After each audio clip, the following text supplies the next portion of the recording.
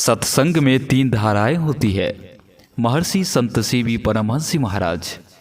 मंगल मूर्ति सद्गुरु मिलवे सर्वाधार, मंगलमय मंगल करन विनबो बारंबार।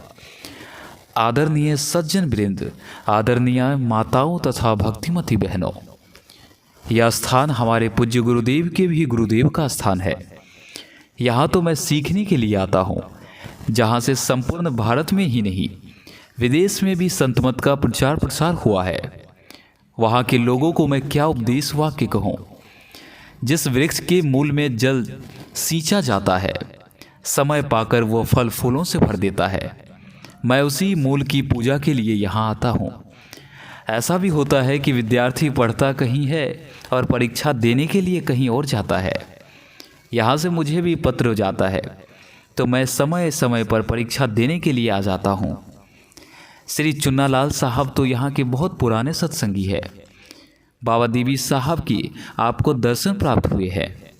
बाबा देवी साहब का वरदस्त जिनके ऊपर पड़ा हो, उनको किस बात की कमी। उनको ज्ञान कौन सिखावेगा। उनसे तो ज्ञान सीखना चाहिए। आप लोग सत्संग करने के लिए यत्र तत्र से यहाँ एकत्र हुए हैं। सत्संग क्या है? सत्संग एक तीर्थ है। तीर्थ ही नहीं बल्कि महान तीर्थ है। तीर्थ कहते हैं पवित्र जल को। हम लोग प्रयाग, हरिद्वार, काशी आदि तीर्थों में जाते हैं। वहाँ के पवित्र जल में स्नान करते हैं। प्रयागराज में त्रिवेणी संगम है। इस त्रिवेणी संगम में स्नान करने से तन की शुद्धि होती है। सत्संग रूपी त्रिवेणी में स्नान करने से मन शुद्ध होता है और अपने अंदर चेतन धार में स्नान करने से आत्मा शुद्ध होती है। बहुत पहले मैं प्रयागराज त्रिवेणी संगम पर गया था। मैंने वहाँ के पंडा से पूछा, यहाँ तो द्विवेणी संगम है, त्रिवेणी तो नहीं है। एक तो गंगा जी की धारा देखते हैं और दूसरी यमुना जी की धारा देखते हैं, तीसरी धारा तो दिखती नहीं है। पंडा जी ने उत्तर दिया, तीसरी धारा सरस्वती जी की है। वह अंत सलीला है, भीतर ही भीतर बहती है।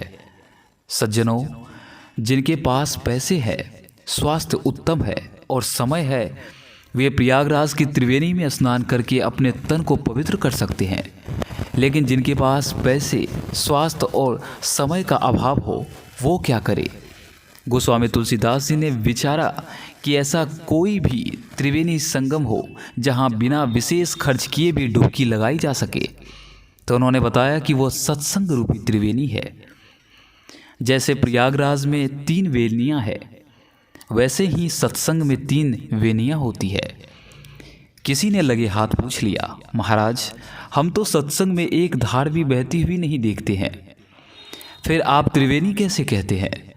गोस्वामी तुलसीदास जी महाराज उत्तर देते हैं, राम भगति जहाँ सुर सरी धारा, सर सई ब्रह्म विचार प्रचारा, विधि निषेधमय कलिमल हरनी, करम कथा रवि नंदनी बरनी।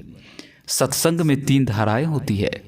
स्थूल, सगुण, साकार भगवान की चर्चा होती है। चाहे राम कहिए, कृष्ण कहिए, देवी कहिए अथवा कोई भी देव या देवी कहिए, कुछ फर्क नहीं पड़ता। यह गंगा की धारा है। दूसरी यमुना चाहिए, वो क्या है? विधि और निषेध यानी कर्तव्य और अकर्तव्य कर्म क्या है, इसकी सत्संग में चर्चा होती है। कर्तव्य और अकर्तव्य के निर्णय के बिना अकर्तव्य कर्म भी हमसे होंगे अथवा उसका परिणाम उत्तम नहीं होगा। इसीलिए सत्संग में 2 प्रकार की बातें बताई जाती है। क्या विधि कर्म है और क्या निषेध कर्म है। एक ईश्वर में विश्वास करना, ईश्वर की प्राप्ति अपने अंदर में होगी, इसका दृढ़ निश्चय करना, सत्संग करना, ध्यान करना और गुरु की सेवा करनी, ये 5 विधि कर्म है, कर्तव्य कर्म है। झूठ नहीं बोलना, चोरी नहीं करनी, हिंसा नहीं करनी यानी जीवों को दुख नहीं देना, मांस, मछली, अंडे आदि का सेवन नहीं करना और व्यभिचार आदि नहीं करना, अर्थात पर स्त्री और पर पुरुष गमन नहीं करना। ये 5 निषेध कर्म है, अकर्तव्य कर्म है। यह विधि निषेध यमुना की धारा है। सरस्वती की धारा के संबंध में बताया गया है। यह ब्रह्म ज्ञान है।